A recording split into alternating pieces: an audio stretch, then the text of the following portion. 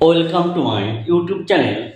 আজকে আমরা ক্লাস 10-এর মাধ্যমিকের যে 23 নম্বর অধ্যায় কোষে দেখি 23.3-এর মাধ্যমিকের যে অঙ্কগুলো ছিল সেই অঙ্কগুলো আমরা করব।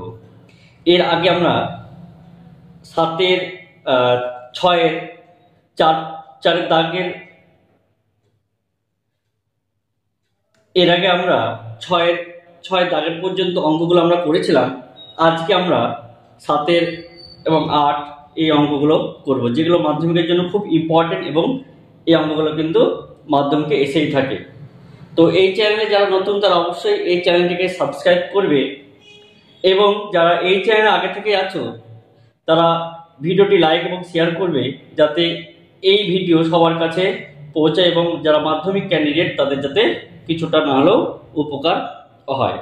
তো আজকে 7 নম্বর দাগের যে অঙ্কটা বলছে সেই অঙ্কটা কি বলছে দেখা যাক। সেই অঙ্কটা বলছে x = a sin θ, y = b tan θ। আমাকে প্রামাণ্য বিষয় কি আছে? প্রামাণ্য বিষয় বলেছে যে a² / x² - b² / y² 1। তাহলে দেখো আমরা এখান থেকে কি লিখতে পারি যে x/a = sin θ। এখান থেকে আমরা কি লিখতে পারি y/b = tan θ। এটা কিন্তু আমরা বলতে পারি। কিন্তু দেখো এইখানে কি আছে, এটা উপরে আছে, xটা নিচে আছে, তাই আমরা কি করব, এটাকে আমরা লিখতে পারি তাহলে a/x = 1/sin θ, বা a/x = 1/sin, মানে আমরা কি বলতে পারি cosec θ বলতে পারি। একইভাবে দেখো এইটাকে আমরা কি লিখতে পারি, এটাকে তাহলে আমরা লিখতে পারি, যেহেতু এটা কি প্রামাণ্য বিষয় b/y আছে, তাহলে এটা b/y = 1/tan θ লিখতে পারি, বা b/y 1/tan মানে কি cot θ। দেখো আমরা এটা বলতে পারি। এইবার দেখো আমরা cosec θ এবং cot θ মধ্যে একটা খুব সম্পর্ক আছে। সেই সম্পর্কটা কি? তাহলে সেই সম্পর্কটা cosec² θ - cot² θ = 1। তাহলে দেখো cosec θ মান কত?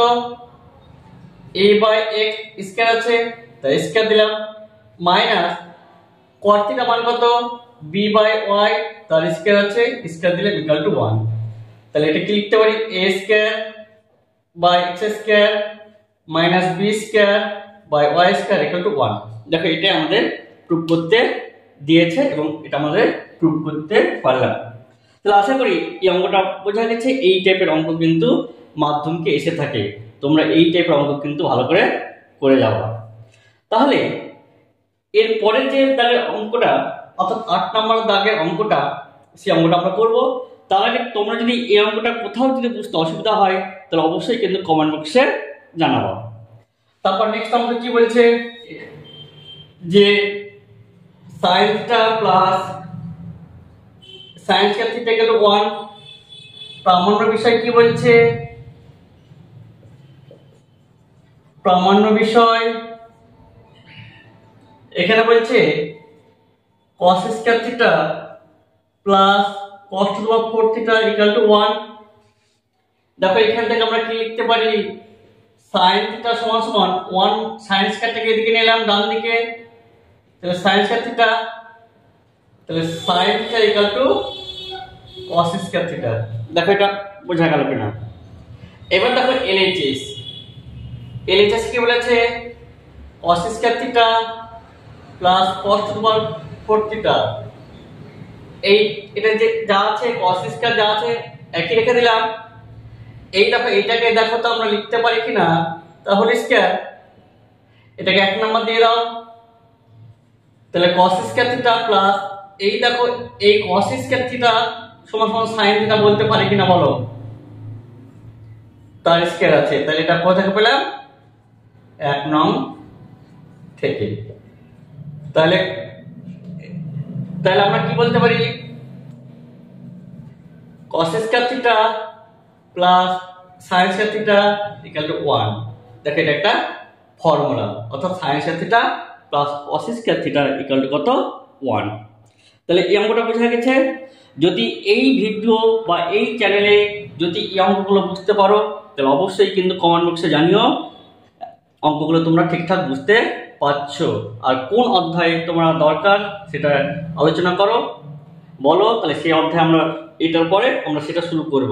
তো একটা কমেন্ট বক্সে এসছে যে হাইট অ্যান্ড ডিস্টেন্স, তো এই অধ্যায়টা করার পর আমরা হাইট অ্যান্ড ডিস্টেন্সের অঙ্কগুলো আমরা করব। এই অঙ্কগুলো কিন্তু মাধ্যমিকের জন্য খুব ইম্পর্টেন্ট।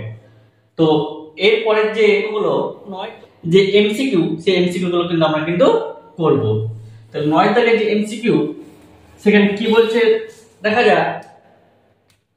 যে 9 1 নাম্বার এখানে কি বলছে?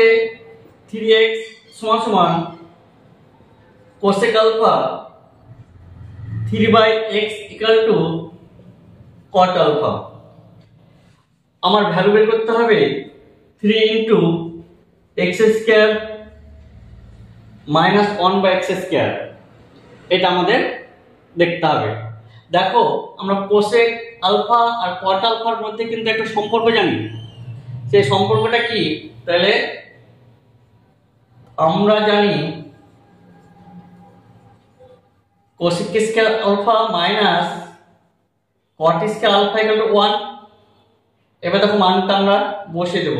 তাহলে cosec আলফার মান 3x, তাহলে 3x তার whole square, cot square alpha cot আলফার মান কত? 3/x তার হোল স্কয়ার ইকুয়াল টু 1।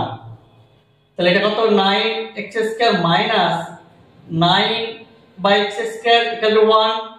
এখান থেকে দেখো 9 কমন, তাহলে x square minus 1/x square equal to 1। তাহলে x square minus 1/x square সমান কত? 1/9। তাহলে আমাদের একের দাগের যে অ্যানসারটা হবে সেটা কি?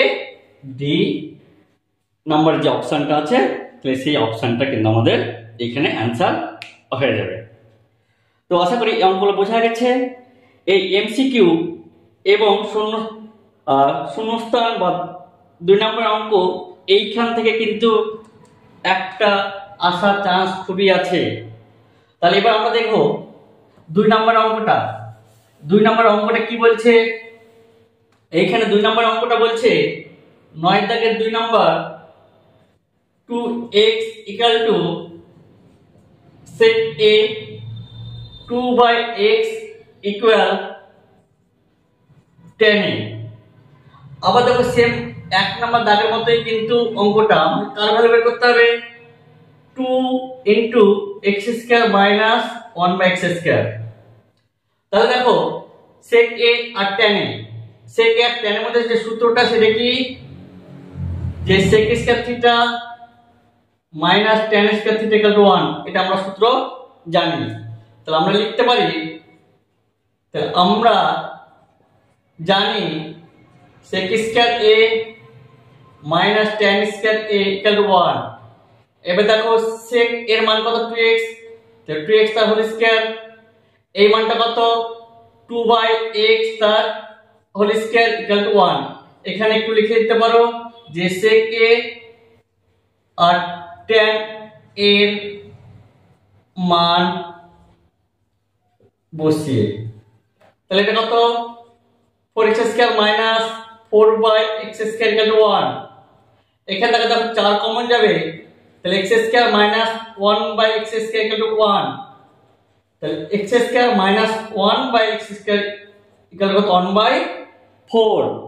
তাহলে আমার কত নাম্বার অ্যানসার হয়ে গেল? দেখো বি নাম্বারের অ্যানসারটা কিন্তু আমরা করে নিতে পারলাম।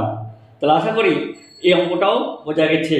তাহলে এই অঙ্কগুলো তোমরা ভালো মতো করে রাখো, অঙ্কগুলো খুবই সহজ এবং এই অঙ্কগুলো কিন্তু মাধ্যমিকে আসার চান্স খুবই আছে।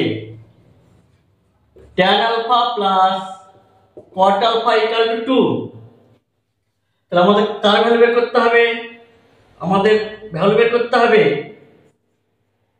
tan 13 alpha plus cot 13 alpha এই মানটা আমাদের বের করতে হবে।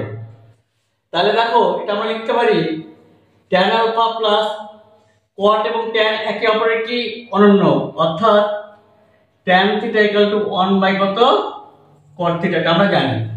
তাহলে cot আলফার পরিবর্তে আমি কি লিখতে পারি tan আলফা ইকুয়াল টু 2। তাহলে লসাগু কত হবে tan আলফা, তাহলে কিছু না মানে 1, তাহলে 1 দিয়ে যদি ভাগ করি tan আলফা কে, তাহলে tan আলফাই হবে। tan আলফার সাথে tan আলফা গুণ করলে কত হবে tan square alpha plus 1 equal to 2। তাহলে tan স্কয়ার আলফা প্লাস 1, তাহলে এই tan আলফা তাহলে এই দিয়ে সাথে গুণ হয়ে যাবে, তাহলে কত হবে 2 tan আলফা। তাহলে tan স্কয়ার আলফা এই 2 tan আলফাটাকে এদিকে নিয়ে আসছি, এটাকে দেখো লেখা যাবে 2 tan আলফা ইনটু 1 প্লাস কত 1 এর স্কয়ার। তাহলে দেখো এটা a square minus 2ab plus b square সূত্র, তাহলে tan আলফা মাইনাস 1 তার হোল স্কয়ার ইকুয়াল টু 0। তাহলে উভয় পক্ষে যদি বর্গমূল করি tan alpha minus 1 equal to 0, এখানে আমরা কি লিখব যে উভয় পক্ষকে বর্গমূল করি, তাহলে tan আলফা ইকুয়াল টু 1 এটা বলতে পারি। এবার দেখো আমরা এখানে মানটাকে বসিয়ে দেব, তাহলে tan আলফার মান 1, তাহলে 1 এর স্কয়ার, আর এটাকে আমরা কি লিখতে পারি tan 13 আলফা, তাহলে 1 বাই তাহলে 1 এর কত,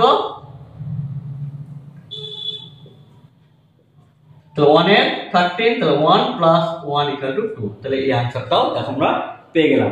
তাহলে 9 এর দাগের 3 নম্বর যে आंसर সেটা কত হবে এটা দেখো আমরা পেয়ে গেলাম।